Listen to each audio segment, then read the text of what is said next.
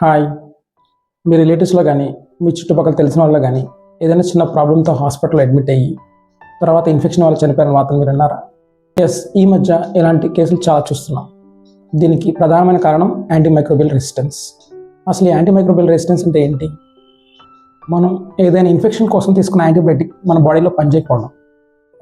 ఇది ఇలానే కంటిన్యూ అయితే 2050 సంవత్సరం నాటికి సంవత్సరానికి ప్రపంచం మొత్తం మీద 80 లక్షల మంది ఇన్ఫెక్షన్స్ వల్లే చనిపోతారని మన రీసెర్చ్ చెప్తుంది. మరి దీన్ని ఎలా నివారించాలి? మనకు తరచూ సీజనల్గా వచ్చే దగ్గు జలుబుకి యాంటీబయాటిక్స్ వాడడం మానేయాలి.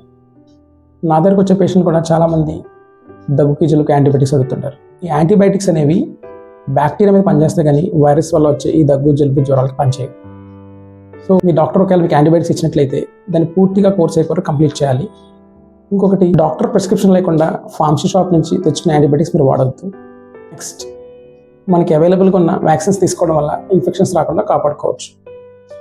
And finally, I request poultry owners, aquaculture farmers, మీ ఫీల్డ్లో యాంటీబయాటిక్స్ అనే వాడకాన్ని కంప్లీట్గా ఆపేయండి. యాంటీబయాటిక్స్ అనేవి లైఫ్ సేవింగ్ డ్రగ్స్. మనం ఆరోగ్యం కోసం వీటిని కాపాడుకుందాం.